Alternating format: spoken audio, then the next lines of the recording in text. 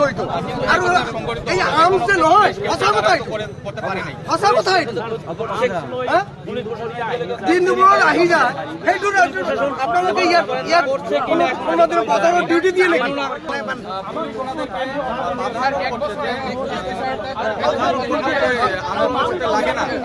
ঠিক আছে আমি ইয়াত কৰি আছো ছাৰ আমি কৰি আছো তিনিটা গৰু হেৰাই যায় মই কান্দি তাৰপিছতহে আজিলৈকে চাওক যোৱাকালি আমাৰ বিলাসীপাৰা সমজিলাৰ অন্তৰ্গত ৰাণীগঞ্জ বজাৰত যিটো ঘটনা হৈ গ'ল তাৰ বাবে আমি খিলঞ্জীয়া ঐক্যমঞ্চ অতিকৈ দুখ পাইছোঁ আমি মৰ্মাহত হৈছোঁ আমি সেই গতিকে অসম চৰকাৰক ধিক্কাৰ জনাইছোঁ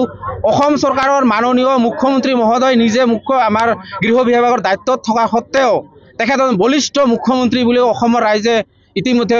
পৰিচয় পাইছে তৎসত্ত্বেও এই দুৰ্ঘটনা ধুবুৰী জিলাত ঘটি আছে অবৈধ মৰাণস্ত্ৰ টিঘিল খেলাই আছে অবৈধ দুষ্কৃতিকাৰী যি মৰাণস্ত্ৰ আজি যোৱাকালি যিটো ঘটনা হৈ গ'ল এই ঘটনা নতুন ঘটনা হয় ধুবুৰী জিলাত প্ৰায় 5 বছৰ ধৰি এই ঘটনা ঘটি আছে বিলাসীপাৰাৰ মাছমজিয়াত হত্যাকাণ্ড হৈ গ'ল ফুটকিবাৰীৰ আমাৰ কমতাপুৰ অট'নমাছ কাউন্সিলৰ চিফ মহোদয়ৰ ঘৰৰ সন্মুখত গুলি ফুটাইছিল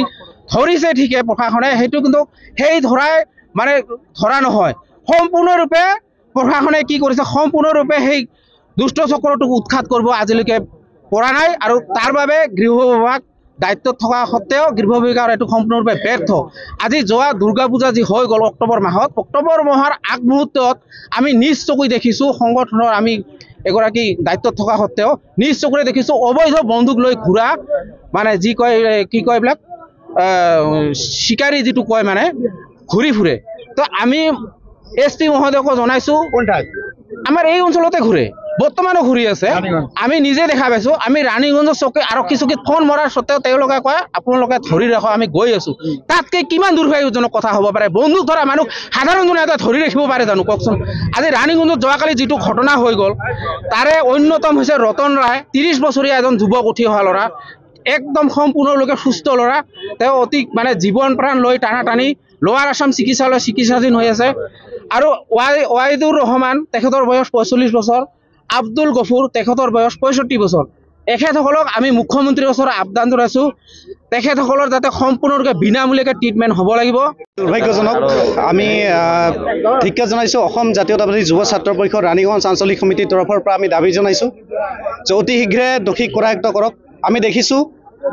আমাৰ ৰাণীগঞ্জত বৰ্তমান অপৰাধৰ ঘাটিত পৰিণত হৈছে প্ৰতিবাৰ মানে সদায় ইয়াত অপৰাধজনিত ঘটনাসমূহ সংঘটিত হৈ থাকে প্ৰতি বছৰে আমি দেখোঁ 2-3জনকৈ মানুহ ইয়াৰ মানে হত্যাৰ বলি হ'বলগীয়া হয়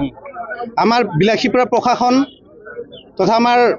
চাপটগ্ৰাম আৰক্ষী সম্পূৰ্ণৰূপে ব্যৰ্থ আমি ইয়াৰ আগতেও ধুবুৰী জিলা আৰক্ষী অধীক্ষক মাননীয় শ্ৰীযুত নবীন সিং ডাঙৰীয়াক ৰাইজৰ তৰফৰ পৰা আমি স্মাৰক পত্ৰৰ জৰিয়তে আমি দাবী জনাইছিলোঁ যে ৰাণীগঞ্জত জনতাৰ সুৰক্ষাৰ ব্যৱস্থা কৰক কটকটীয়া নিৰাপত্তাৰ ব্যৱস্থা কৰক লগতে ইয়াত এখন CRPF কেম্পৰ ব্যৱস্থা কৰক কিন্তু আমাক আৰক্ষী অধীক্ষক মহোদয় কোনো ধৰণৰ গুৰুত্ব নিদিলে যাৰ ফলত এনেকুৱা ধৰণৰ ঘটনাসমূহ সংঘটিত হ'বলৈ পাইছে আপুনি বিচৰা বাতৰি পাব কেৱল নিউজ 18 এপত নিউজ 18 এপ ডাউনলোড কৰিবলৈ স্ক্যান কৰক এই QR কোড গুগল প্লে ষ্টৰতো পাব এই নিউজ 18 এপ